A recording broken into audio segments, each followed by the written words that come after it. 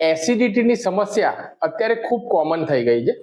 10માંથી 6 થી 7 લોકો એસિડિટીથી પીડાતા હોય છે. તો આજના વિડીયોમાં આપણે જાણીશું કે એસિડિટી શા કારણે થાય છે અને એના માટે બેસ્ટ ઉપાય શું. તો આજના વિડીયોમાં જે ઉપાય છે એ ઉપાય જો તમે કરો છો ને તો માત્ર ગણતરીના સેકન્ડમાં ભયંકરમાં ભયંકર એસિડિટીથી જો તમે કંટાળી ગયા હોય ને તો તમને રાહત જોવા મળશે. એના માટે વિડીયોને પૂરો જોજો. અને એ પહેલા આપણી આ હેલ્થ ચેનલ પરમાર ચિરાગ પર જો નવા હો તો ફટાફટથી આવા હેલ્થના વિડીયો જોવા માટે સબસ્ક્રાઇબ ના કર્યો તો કરી દેવા નમ્ર વિનંતી. અને આ વિડીયો જો તમે ફેસબુક પર જોઈ રહ્યા હોય તો આપણા પેજને ફટાફટથી ફોલો કરી દેજો. તો સૌપ્રથમ તો મિત્રો આપણે જાણીએ કે એસિડિટી થવા પાછળના મુખ્ય કયા કયા કારણો જવાબદાર છે. નંબર ફર્સ્ટ એટલે કે પહેલા નંબર પર આવે છે તીખું તળેલું, ફાસ્ટ ફૂડ, મસાલેદાર, વધારે તેલ વાળું જો રેગ્યુલર ખાવામાં આવે તો જેના કારણે અત્યારે જોયું હશે કે ઘણા બધા લોકો ફાસ્ટ ફૂડનું સેવન વધારે પડતા પ્રમાણમાં કરે છે. અને ખાસ કરીને જ્યારે પણ ભૂખ લાગે, ઓફિસથી છૂટવાનો જે સમય હોય એટલે કે 5 વાગ્યાની આજુબાજુનો જે એક સમય એવો હોય છે કે જેના કારણે ભયંકર ભૂખ લાગતી હોય છે. અને આ ભૂખ લાગે ત્યારે બધા યંગસ્ટર્સથી માંડીને બધા લોકો શું કરતા હોય છે કે દાબેલી ખાઈ લેવી, પકોડી ખાઈ લેવી, વડાપાઉં ખાઈ લેવું, એટલે કોઈને કોઈ ફાસ્ટ ફૂડ ખાઈ લેતા હોય છે. અને આ હેબિટ રોજની થઈ જાય છે. એટલે રોજે રોજ જો આવું તીખું તળેલું અને જંક ફૂડ, ફાસ્ટ ફૂડ જો ખાવામાં આવે તો જેના કારણે અત્યારે જોયું હશે કે નાની ઉંમરની અંદર જ 20 થી 25 ની ઉંમરમાં ઘણા બધા લોકોના મિત્રો એસિડિટીની સમસ્યા થતી હોય છે. ત્યારબાદ નંબર સેકન્ડ એટલે કે બીજા નંબર પર આવે છે એ મુખ્ય કારણ જવાબદાર છે એ છે સ્ટ્રેસ લેવો. નાની નાની બાબતોમાં ભયંકર આમ સ્ટ્રેસ લેવો, ચિંતા કરવી, તણાવ કરવું, ચીડિયો સ્વભાવ હોય એની સીધી અસર મિત્રો આપણા પેટ ઉપર થતી હોય છે. અને જેના કારણે પણ આ એસિડિટી, ગેસ થઈ જવું, ખાટા ઓડકાર આવી ઘણી બધી સમસ્યા મિત્રો થતી હોય છે. એટલે કે કોઈ પણ બાબતમાં તમારે એકદમ સ્ટ્રેસ તમારે રિલીઝ કરવાનો, વધારે પડતું કોઈ બાબતમાં ટેન્શન, તણાવ નહીં કરો ને તો એસિડિટી તમારી આપોઆપ મિત્રો દૂર થઈ જશે. એટલે કે આ બાબતો તમારે મિત્રો ખાસ તમારે ધ્યાન રાખવાનું છે. ત્યારબાદ મિત્રો નંબર થર્ડ એટલે કે ત્રીજા નંબર પર આવે છે કે પ્રોપર ચાવીને ખાવું નહીં. જી હા મિત્રો, કે ઘણા લોકો મોઢામાં કોળીઓ મૂકે એવું આ રીતે ચાવ્યા વગર સીધો ઉતારી દે, 2 વાર આમ ફરાયો અને ત્યારબાદ સીધો અંદર, જેના કારણે તમારું ડાયજેશન એકદમ વીક થાય. પાચન તંત્ર જો તમારું વીક હશે તો જેના કારણે પેટ રિલેટેડ ઘણી બધી સમસ્યાઓ મિત્રો થતી હોય છે. ખાસ કરીને ગેસ થઈ જવો, એસિડિટી થઈ જવી અને આવી ઘણી બધી કબજિયાત ને બધી સમસ્યાઓ શેના કારણે થાય કે પ્રોપર તમારું ખોરાકનું પાચન ના થાય તેના કારણે મિત્રો થતું હોય છે.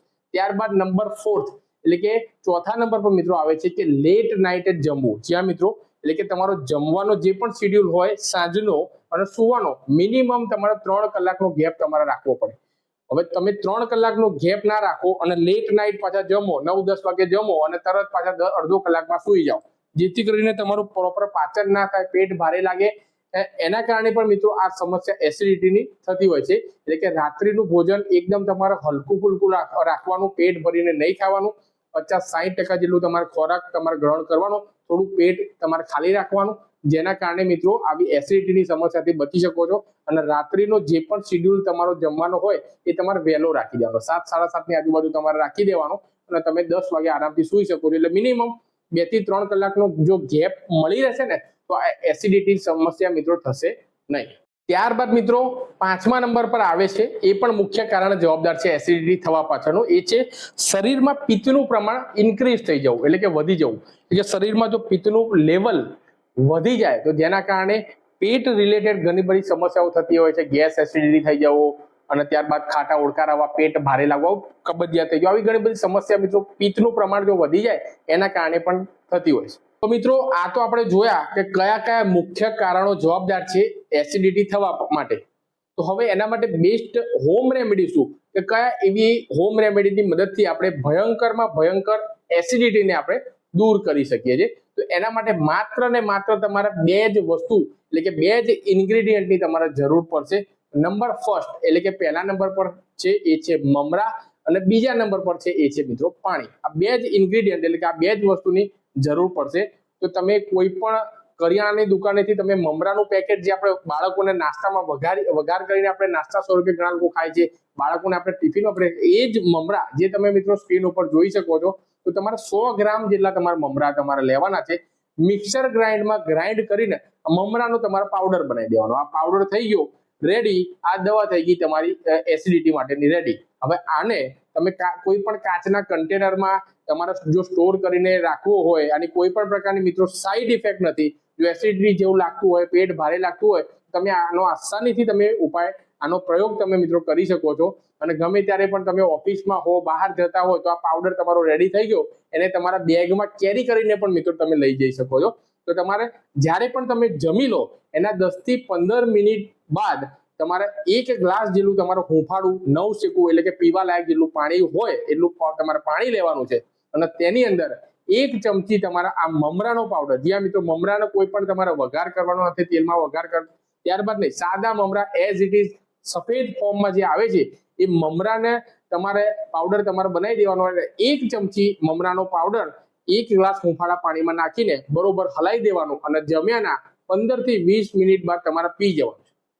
જેવું તમે પીશો ને એવું તમને તરત જ ગણતરીની સેકન્ડમાં, જી હા મિત્રો, ગણતરીના સેકન્ડમાં જ ભયંકરમાં ભયંકર એસિડિટી છે એ તમારી દૂર થઈ જશે. આ ડ્રિંક જેવું તમે પીવો છો ને તમારા બોડીમાં પિત્તનું લેવલ છે એકદમ બેલેન્સ થઈ જશે. તમને જાણે અંદરથી એસી જેવી ઠંડક લાગશે, જેના કારણે તમારી જે એસિડિટી છે એકદમ કંટ્રોલમાં થઈ જશે. બીજું તમારે કંઈ પણ કરવાનું નથી. આગળ તમને જે પણ તમને કીધું કે શા કારણે એસિડિટી જવાબદાર છે, તો તમારે સ્ટ્રેસ નહીં લેવાનો, ચિંતા બિંતા તમારે નહીં કરવાની. રાત્રિનો જમવાનો જે પણ શેડ્યુલ છે વહેલા તમારે જમી લેવાનું. જમવાનો અને સુવાના જે હોય એના વચ્ચે તમારે મિનિમમ 3 કલાકનો તમારે ગેપ રાખવાનો.